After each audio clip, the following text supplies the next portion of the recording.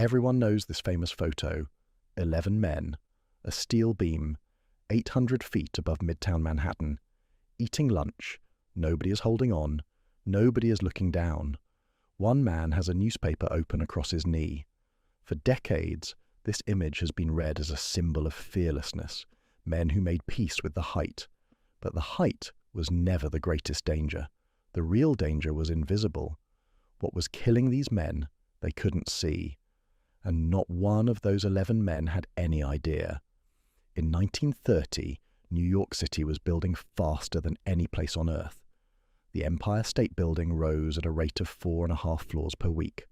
The Chrysler Building topped out at 1,046 feet, the tallest structure in the world, briefly. Rockefeller Center was under construction.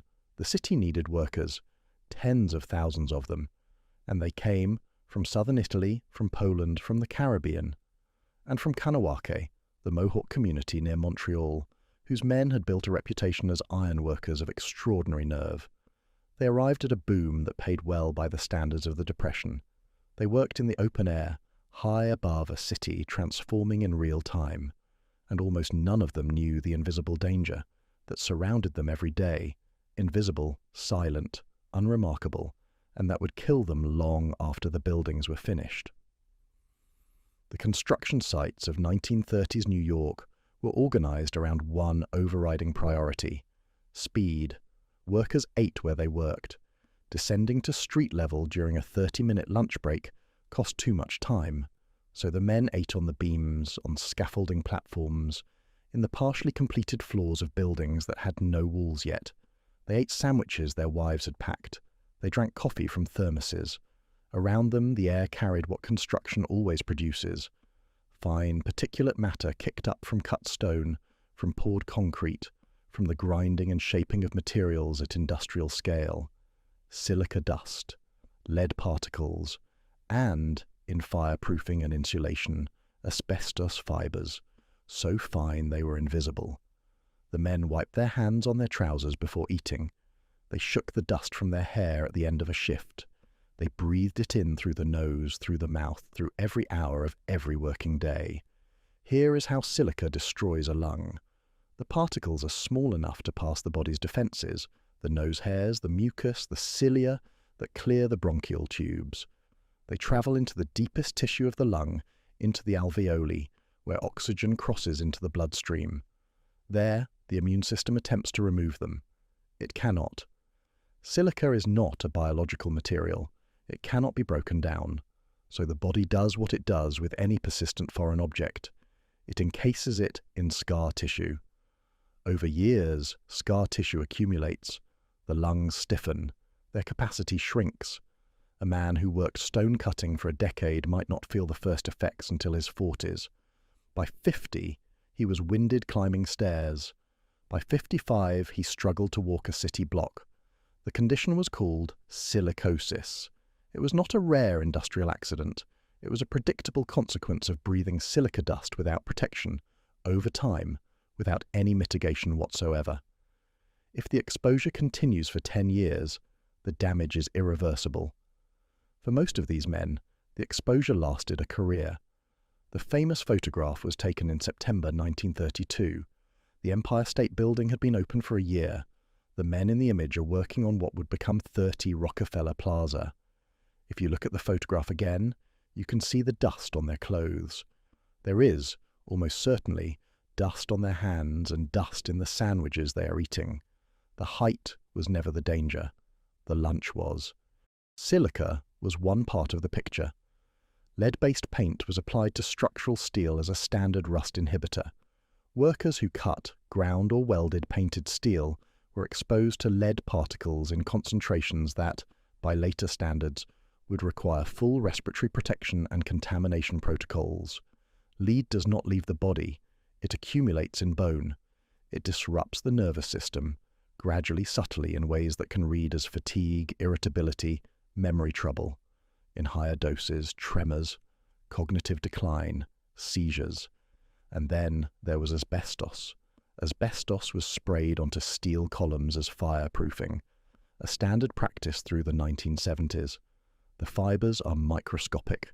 They embed in lung tissue and remain there for decades silently before triggering mesothelioma, an aggressive cancer of the lung lining with no cure and a median survival at diagnosis of 12 to 18 months. These three substances, one job site, no protection, day after day, year after year. By the early 1930s, the medical evidence was already accumulating. Studies from mining operations, from tunnel construction, from stone quarries documented the pattern clearly. Prolonged silica exposure caused lung disease, predictably, consistently. The Hawks Nest Tunnel disaster of 1930 to 1931 in West Virginia killed hundreds of workers, most of them black men from the South, within months of completing a hydroelectric project bored through almost pure silica rock. The story was covered by the national press. Construction companies in New York knew what silica did.